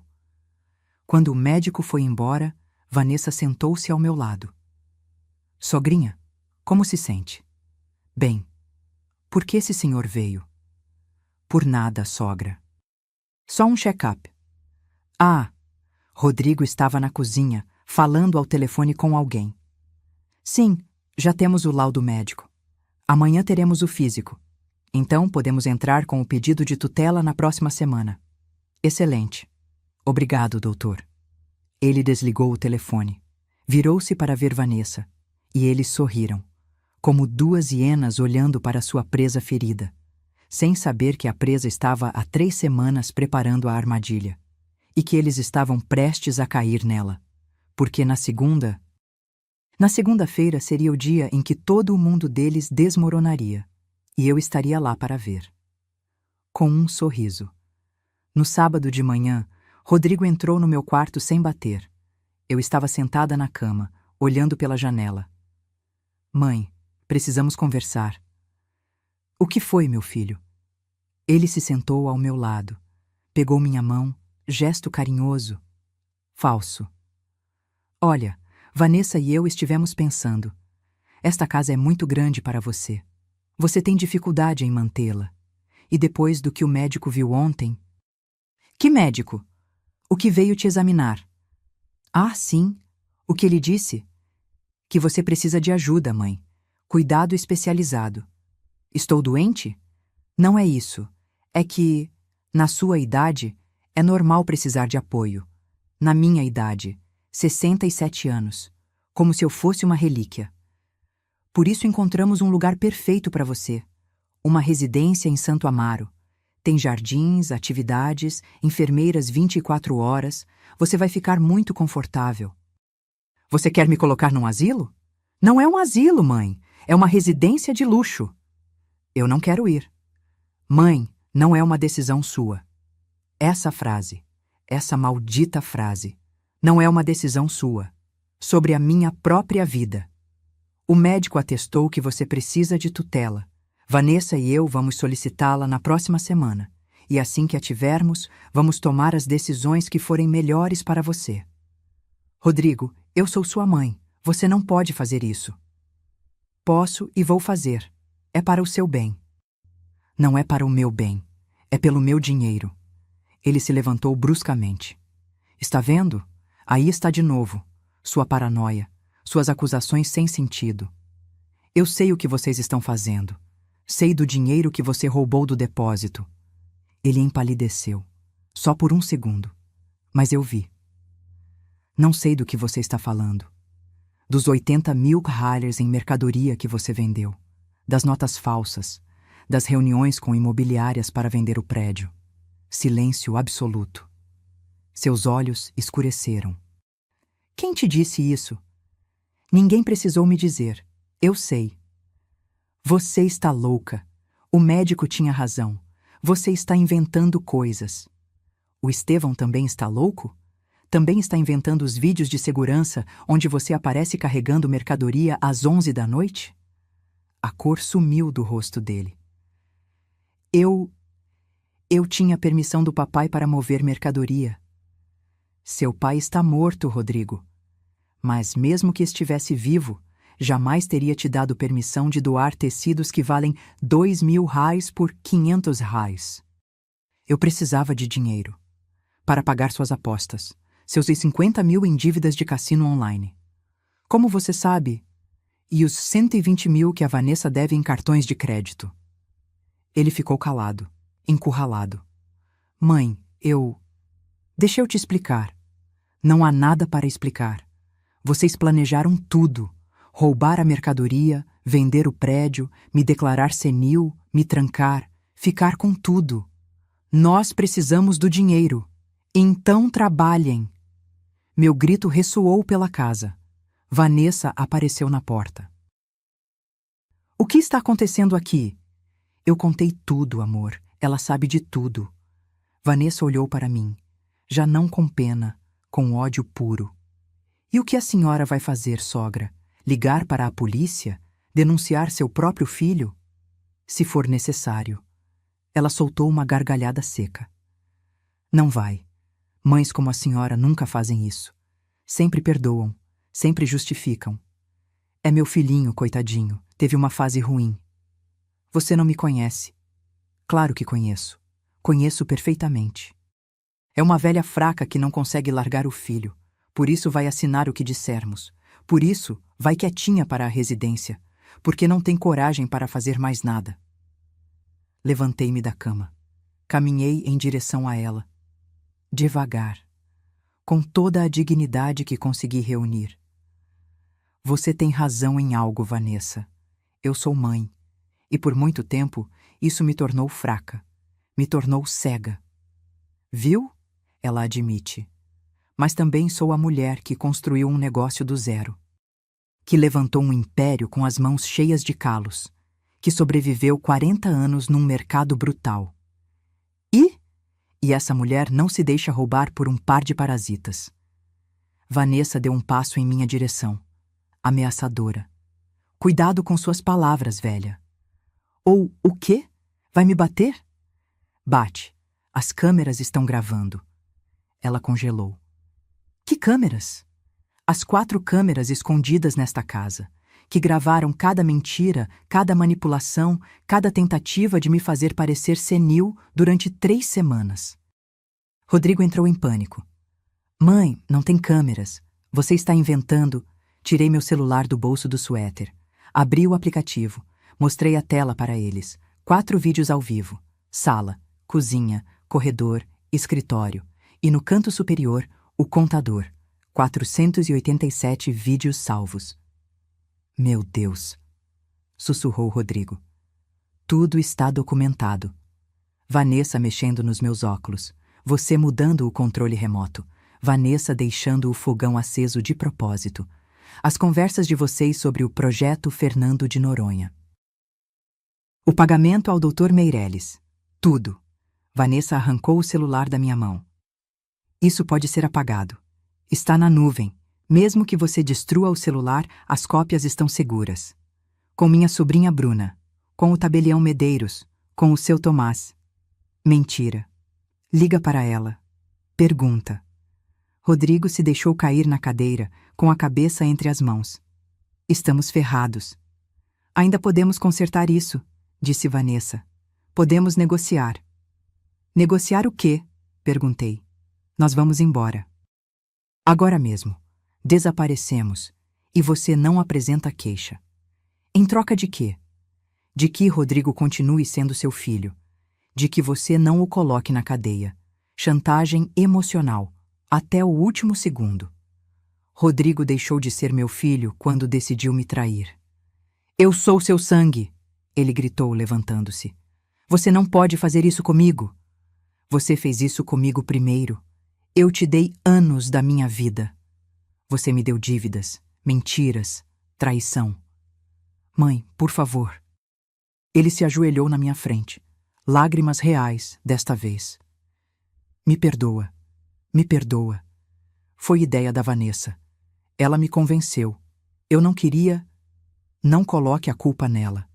Foi você quem roubou a mercadoria. Você quem falsificou minha assinatura. Você quem me chamou de velha estorvo nas suas mensagens. Eu estava com raiva. Não pensei. Você pensou. E sentiu. E agora vai enfrentar as consequências. A campainha tocou. Vanessa correu para a janela. Tem 2 viaturas da polícia lá fora. Eu as chamei há 1 hora, disse tranquilamente. Você não pode fazer isso. Posso, e estou fazendo. Rodrigo se agarrou às minhas pernas. Mãe, não. Por favor, eu te suplico. Não me coloque na cadeia. O papai não ia querer isso. Essa foi a gota d'água. Abaixei-me. Olhei-o nos olhos. Seu pai morreu acreditando que você era um bom homem. Morreu sem saber que o filho dele era um ladrão, um mentiroso, um traidor. E sabe o que é mais triste, Rodrigo? Que isso foi uma bênção. Porque se ele tivesse vivido para ver isso, teria partido o coração dele. Mãe, mas eu vi, eu vivi. E não vou deixar que você continue cuspindo na memória dele. A campainha tocou de novo. Mais insistente. Desci para abrir. 2 policiais. Uma mulher e um homem. Jovens, sérios. Dona Clara Contreras? Sou eu. Trazemos um mandado de prisão contra Rodrigo Contreras Sanches e Vanessa Ruiz de Contreras. Fraude, falsificação de documentos e apropriação indébita. Estão lá em cima. No meu quarto. Eu os guiei escada acima. Rodrigo continuava ajoelhado no chão, chorando. Vanessa estava junto à janela, procurando uma saída que não existia. Rodrigo Contreras, Vanessa Ruiz, vocês estão presos. Isso é um erro, gritou Vanessa. Essa velha louca está armando para nós. A policial olhou para ela com frieza. Temos evidências sólidas, vídeos, documentos, testemunhos. Não é uma armação, é justiça. Colocaram as algemas neles. Rodrigo me olhou uma última vez. Mãe, você vai mesmo fazer isso?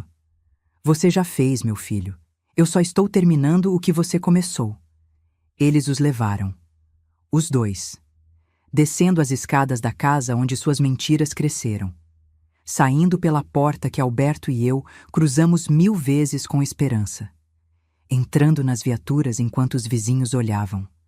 E eu fiquei ali, parada na entrada, vendo como levavam meu único filho. Não chorei. Ainda não. porque a dor viria depois. Mas naquele momento, eu só senti algo que não sentia há semanas: paz. Bruna chegou correndo 10 minutos depois. Tia, você está bem? Sim, minha filha. Estou bem. Eles serão processados esta tarde. Temos tudo pronto. A evidência é sólida. Quanto tempo? Rodrigo pode pegar de 6 meses a 2 anos por fraude. Vanessa, o mesmo. Mais os processos civis dos credores. E o Dr. Meirelles já está sendo investigado pelo Conselho de Medicina. E o negócio? A salvo. O seu Tomás transferiu tudo para uma sociedade protegida em seu nome.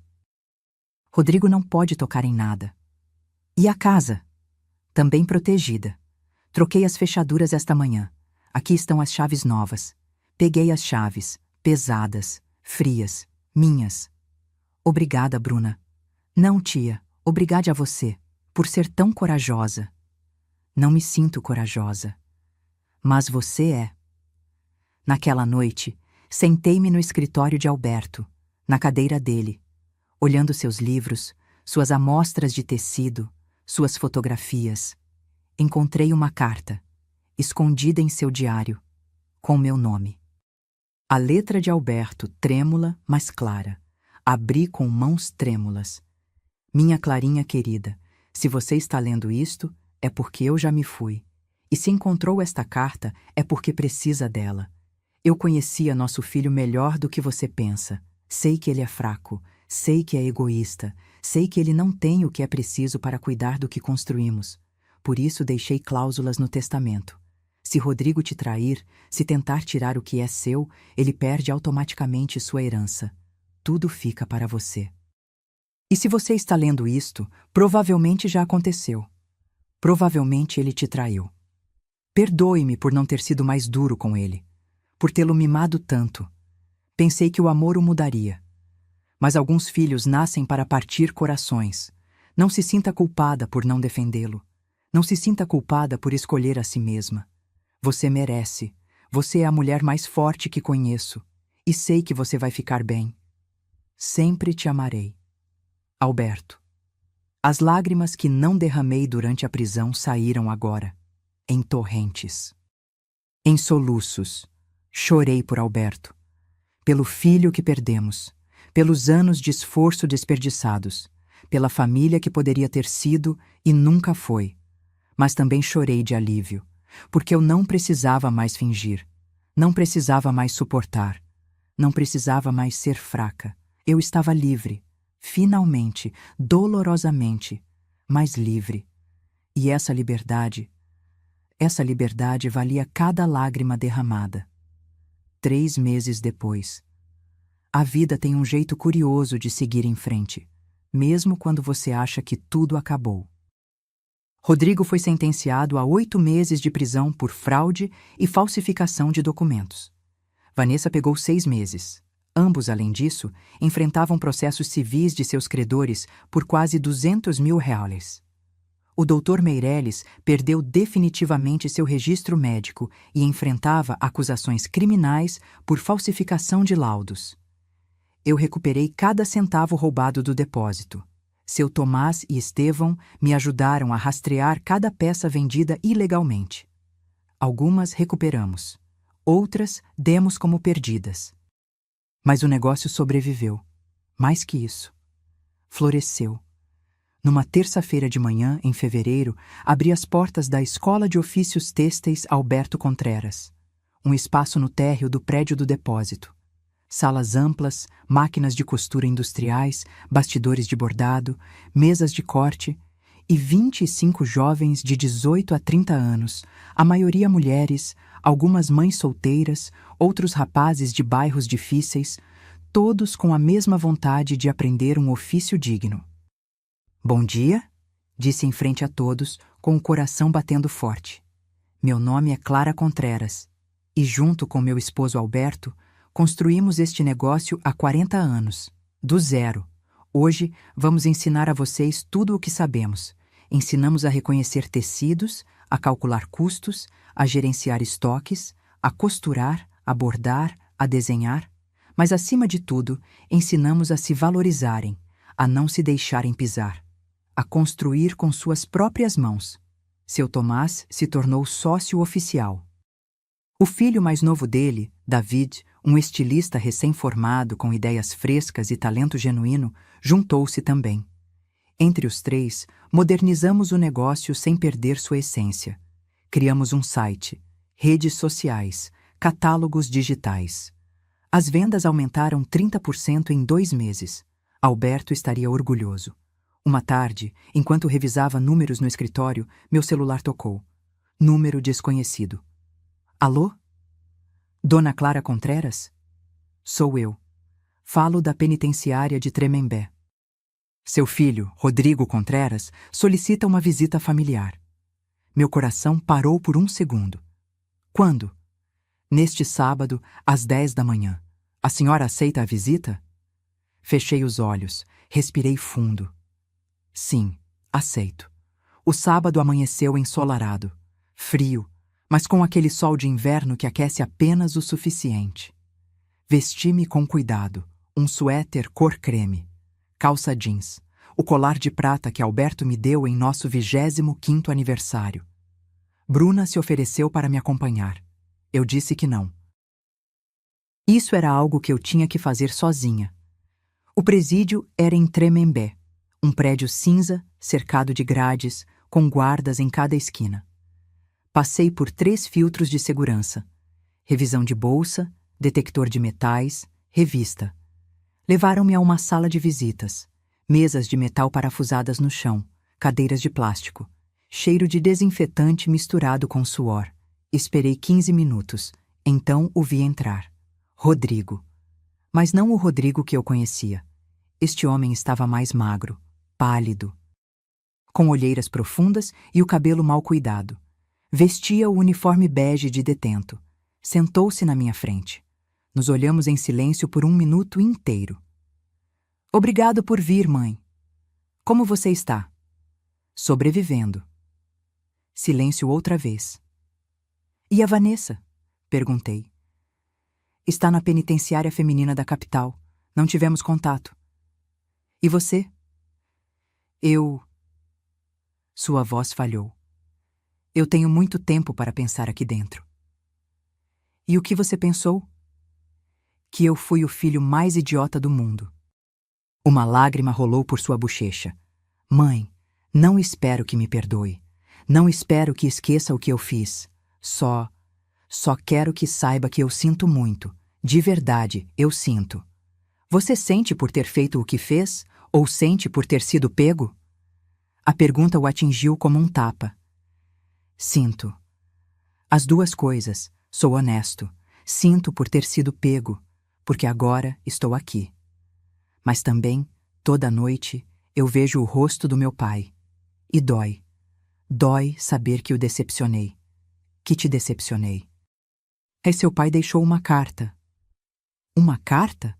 Onde dizia que te conhecia, que sabia que você era fraco, que por isso deixou cláusulas no testamento para me proteger de você. Rodrigo fechou os olhos. As lágrimas corriam livremente agora. Ele sempre foi mais inteligente que eu. Sim, ele era.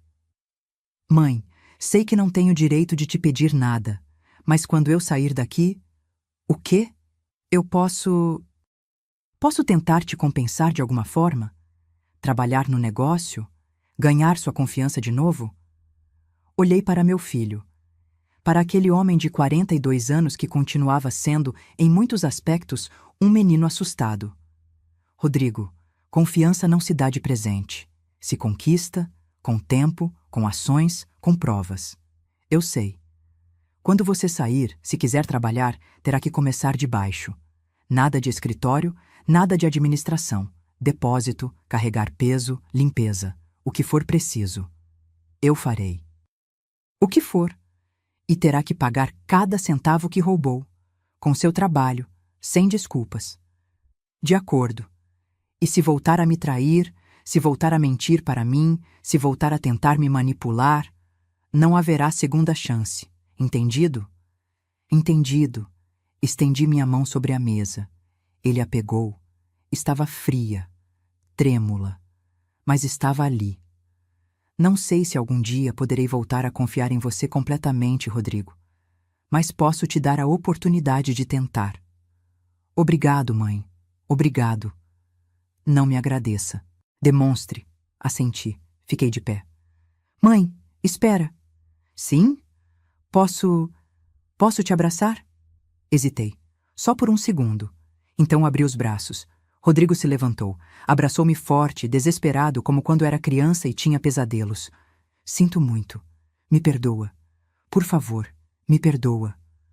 Algum dia, meu filho. Algum dia. Eu o soltei. Saí daquela sala sem olhar para trás.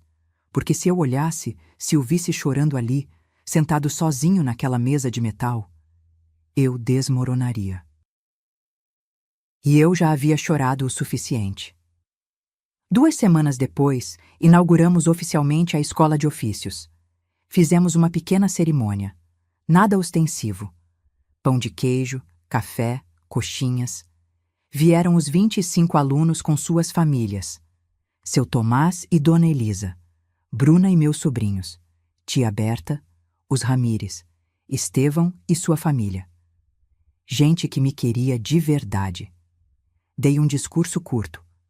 Alberto sempre dizia que o verdadeiro sucesso não se mede por quanto você tem, mas por quanto você compartilha. Hoje, ao abrir esta escola em nome dele, estou compartilhando o que ele me ensinou, que o trabalho honesto dignifica, que as mãos que criam valem mais que as mãos que roubam, e que a família verdadeira nem sempre vem do sangue, mas do coração. Aplausos, abraços, lágrimas de alegria. Uma das alunas, Sofia, uma garota de 22 anos com 2 filhos pequenos, aproximou-se de mim depois. Dona Clara, quero que saiba que a senhora salvou minha vida. Eu? Como? Meu marido me deixou há 1 ano. Fiquei sozinha com meus filhos, sem trabalho, sem estudos, pensei em desistir. Mas então vi o anúncio da escola, e agora tenho esperança. Obrigada. Eu a abracei forte. Não me agradeça, minha filha. Agradeça a si mesma. Por ser corajosa. Por não desistir. Naquela noite, sozinha em casa, sentei-me no jardim. Olhei as estrelas. Falei com Alberto. Nós conseguimos, velho. Não como esperávamos. Não com quem esperávamos. Mas conseguimos. O vento soprou suavemente. E juro que ouvi sua voz naquele vento. Eu sempre tive fé em você, Clarinha. Sempre. Sorri, um sorriso real, de paz, de encerramento, de novo começo. 3 anos depois, a Escola de Ofícios Têxteis Alberto Contreras já havia formado 120 alunos. Muitos tinham seus próprios negócios. Outros trabalhavam em casas de moda renomadas. Alguns ficaram conosco, agora como professores das novas gerações. O negócio da família havia triplicado de tamanho. Rodrigo saiu da prisão há 2 anos. Cumpriu sua palavra. Começou no depósito, carregando caixas, limpando, organizando estoques, sem reclamar, sem pedir privilégios, trabalhando 12 horas por dia. Pagou cada centavo de sua dívida. Levou 18 meses, mas ele o fez. Vanessa não voltou com ele. Divorciaram-se enquanto estavam na prisão. Ela foi para Curitiba com sua família. Nunca mais ouvimos falar dela. Rodrigo mora agora num apartamento pequeno em Pinheiros. Vem trabalhar todos os dias. Almoça comigo aos domingos. Não falamos do passado, mas construímos um presente. Devagar, com cuidado, como quem monta um vaso quebrado, sabendo que as rachaduras sempre estarão ali, mas escolhendo de qualquer modo dar uma segunda chance à beleza. Confio nele completamente? Não. Eu o amo? Sim, porque apesar de tudo, ele continua sendo meu filho. Mas agora sou uma mulher diferente, uma mulher que aprendeu a impor limites, a se defender, a não confundir amor com submissão. Uma tarde, enquanto dava aula de bordado para um grupo novo, uma aluna me perguntou: Dona Clara, como a senhora fez para se levantar depois de perder tudo? Deixei a agulha sobre o tecido, olhei para aquelas 15 mulheres jovens que me olhavam com esperança. Eu não perdi tudo, minha filha. Perdi as ilusões. Perdi a ingenuidade. Perdi a versão de mim que precisava ser amada a qualquer custo. Mas ganhei algo muito mais valioso. Eu ganhei a mim mesma. Silêncio reflexivo. E isso, continuei, ninguém pode tirar de mim, nem a traição, nem o tempo, nem a solidão. Porque a verdadeira riqueza não está no que você possui. Está no que você não permite que tirem de você. Sua dignidade, sua voz, seu direito de se defender. Lágrimas em vários rostos. Nunca, nunca deixem que o medo as torne pequenas. Nunca deixem que o amor as torne cegas. E nunca, nunca permitam que alguém roube sua paz. Aplausos espontâneos. E naquele momento, olhando aqueles rostos cheios de esperança, aqueles olhos brilhantes com sonhos, eu soube que Alberto estaria orgulhoso, não do filho que não pôde ser, mas da mulher que me tornei, a mulher que caiu, que chorou, que se quebrou, mas que se levantou mais forte, mais sábia, mais livre. E essa mulher, essa Clara Contreras de 69 anos, com cabelos brancos e rugas no rosto, mas com fogo no coração, essa mulher já não tinha medo de nada. Porque havia enfrentado o pior e havia sobrevivido. Não apenas sobrevivido, havia florescido. Reflexão final. Há momentos na vida em que você tem que escolher entre ser amada ou ser respeitada. Entre ficar em silêncio ou levantar a voz. Entre proteger quem te machuca ou proteger a si mesma. E eu escolhi. Escolhi minha paz em vez da conveniência deles. Escolhi minha dignidade em vez da ganância deles. Escolhi meu futuro em vez do passado deles. Não foi fácil. Doeu como nenhuma outra coisa doeu.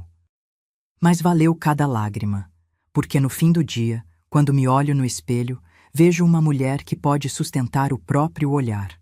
Uma mulher que não se vendeu, que não se deixou quebrar, que escolheu viver de cabeça erguida, mesmo que isso significasse caminhar sozinha por um tempo. E se minha história puder inspirar uma única pessoa a se defender, a não permitir o abuso disfarçado de amor, a impor limites mesmo que doa, então cada segundo de dor terá valido a pena. Porque a verdadeira herança que deixamos não são os prédios, nem as contas bancárias, nem as propriedades. É a lição de que merecemos respeito, de que merecemos paz, de que merecemos amor verdadeiro, não migalhas envoltas em culpa. E isso ninguém pode tirar de você. Nunca.